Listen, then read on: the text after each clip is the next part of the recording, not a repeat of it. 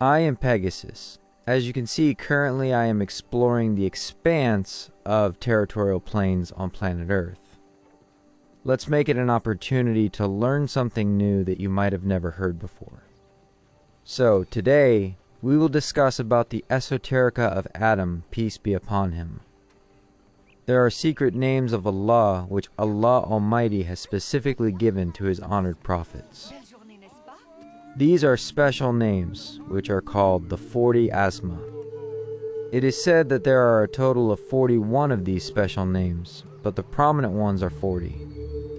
The name that today we are going to discuss about was taught by Allah to Prophet Adam, peace be upon him, and this name was given to him as his Ism Dhati. Although there is an Ism that was given to each prophet, and through the blessing of that name, Allah Almighty would grant the prayers of that prophet. From Prophet Adam, peace be upon him, to Prophet Muhammad, peace be upon him, there were these 41 names that were distributed among them, called Ismi Arwahain. So through them, blessings would occur, spiritual heights were attained. These were Ism Dhati given to them. When the reign of Islam embraced, and Prophet Muhammad, peace be upon him, wore the crown of Khatam al-Nabiyyin and received the title of the last prophet, then Allah Almighty gave him the same Ism Dhati as Ism Sifati, attributive names, and his own name Allah was established as Ism Dhat for him, which is called Ism Jalal.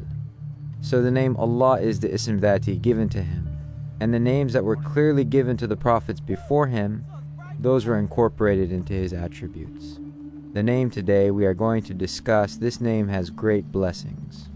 The esteemed Sheikh Abu Ali Qalandar Razi anhu, mentions in his book Bahr al-Asrar about this name of Allah, that a devotee invoked it, and through its blessing, he continued to ascend spiritually. We all know the story of the divine tree. Prophet Adam, peace be upon him, along with him, the serpent and the peacock were also expelled, and this happened because of the peacock. The peacock was very proud of its beauty, and it disobeyed Allah Almighty. So the peacock and the serpent were expelled from paradise, and Adam, peace be upon him, and Eve, peace be upon her, were also separated. Adam, peace be upon him, and Eve, peace be upon her, used to live in paradise. When they were expelled from paradise, they were separated. Now in this world's jungles they kept wandering and weeping. For some time Adam, peace be upon him, kept saying, "Where have I come, my Allah? You have brought me down from the heavens to the earth." In this voice and condition, he kept wandering. When Allah Almighty showed mercy upon him and intended to bestow His grace, according to some narrations, he wept for 350 years. When the time of acceptance drew near, Adam, peace be upon him, saw the feet of a peacock. The peacock spreads its feathers, which are beautiful. When his gaze fell upon those feathers, a special inspiration arose within him. The words of Lord were revealed to him. Through continuous invocation, he acquired that name, which we are about to discuss. He acquired it from Allah Almighty. He began to recite it. As he continued to recite during this time, Allah Almighty prepared a throne of forgiveness for him. The angels surrounded him. Adam, peace be upon him, continued to invoke with great humility and submission. "O Allah, forgive my sins. Have mercy on me, and for the sake of Muhammad, peace be upon him, surely you have made him my intercessor. Forgive my sins, and make me your obedient servant forever." When he began to invoke like this, he no longer feared anyone. He began to recite with such fervor that the angels who were appointed for these names, for the service of these names, for the glorification of these names, those angels came to Adam, peace be upon him, and began to assist him in every difficulty and guide him in every matter. So much so that if Adam, peace be upon him, needed to ask anything, he would ask the angels. This connection was established, and Adam, peace be upon him, continued to invoke it until such a state was reached that whenever he felt lonely due to separation from paradise, he would invoke it, and the exalted and glorious paradise would appear before him. Not only that, if he fell ill, this was the name that was first taught to Adam, peace be upon him. And then, when he recited it abundantly, Allah Almighty nurtured him, and through the blessings of his spiritual growth and elevated status, his spiritual journeys continued to be accomplished. And that name is Subhanaka la ilaha illa anta, Ya Rabba kulla shayyu, wa waritahu, wa raziqahu, wa rahimahu, Ya Subhanu. This name, as Ism Azam, was given to Prophet Adam, peace be upon him, and through it, his tasks were accomplished. One of its best benefits is that if you have any religious or worldly difficulty, you should begin to invoke it.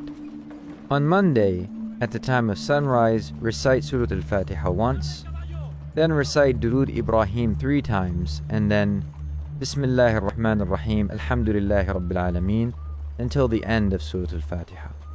After completing Bismillahir Rahmanir Rahim until Waladdallin, then raise your hands in supplication. In the supplication, recite Durood Ibrahim, recite Ya Hayyu Ya Qayyum, and beseech Allah for your need through the intercession of the Prophet, peace be upon him. Begin this for 40 days. Whatever your legitimate need, if Allah wants, Allah will fulfill it. Whether it's related to sustenance or any other need, Allah will surely grant it. This is its benefit.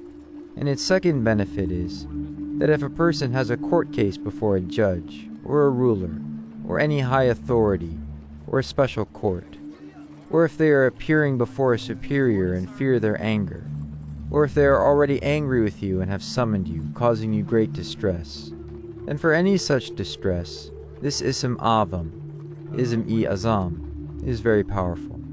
Its recitation has great effect. Remember, in these recitations, proper etiquette is essential. Once you recite Durood Ibrahim at the beginning of the supplication, and Durood Ibrahim at the end, in between after reciting Surah Al-Fatiha, you should recite this Ism Azam 21 times. After reciting it once, then turn your face towards that ruler, or if you have reached there and they are in front of you, then silently blow towards them. After blowing, become calm. You will be amazed that the person who is so furious with you will become so kind to you. This is the power and effect of this Ism Azam. So you should recite this 41 times daily after any prayer or in solitude. Recite Durood once at the beginning and once at the end, along with Surah Al-Fatiha. Recite this Ism Azam 41 times and then blow on your chest and make a firm intention.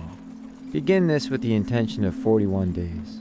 Inshallah, Allah Almighty will make your affairs right, and you will feel its amazing effect day and night.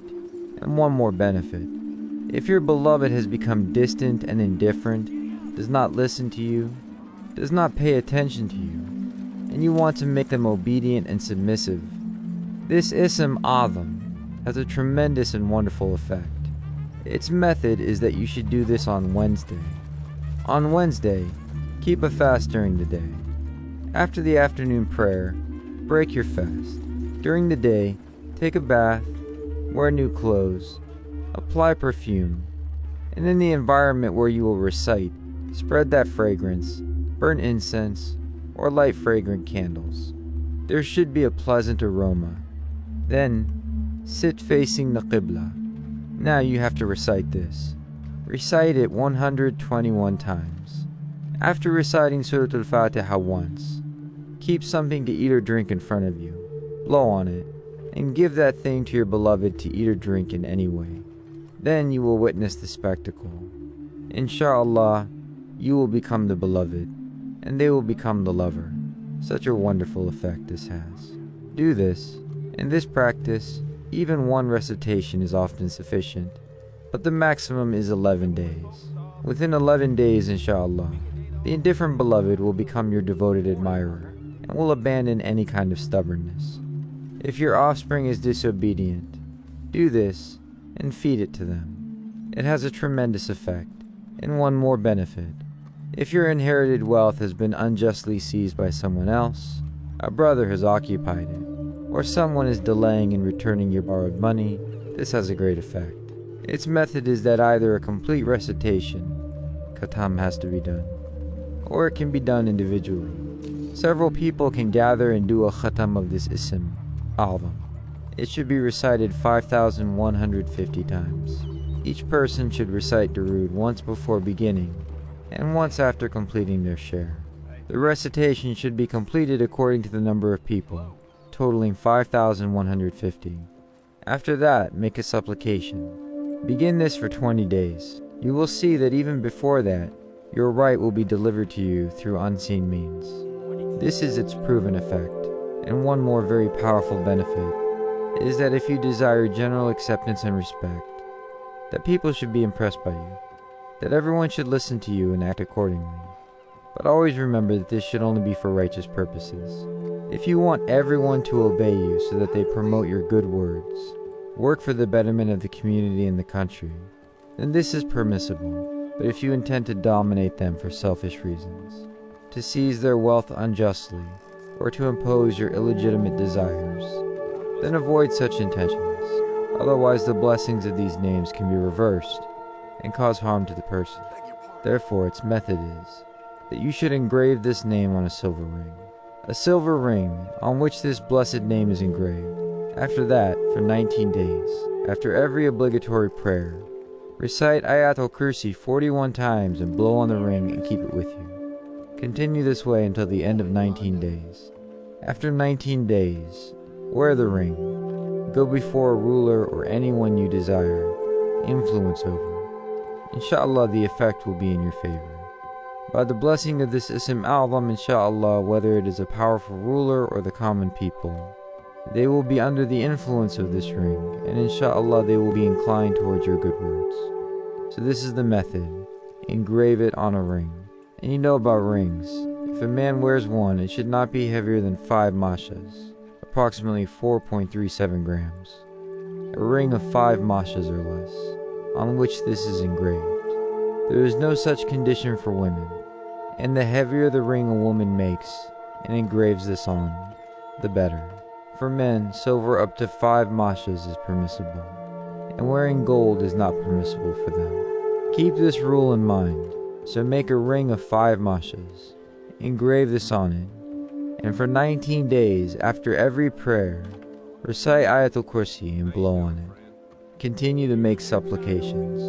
And if you are not able to wear a ring, then after the prayer recite Bismillahir Rahmanir Rahim once, then blow on your right hand, and then go into the assembly. Inshallah, victory will be yours.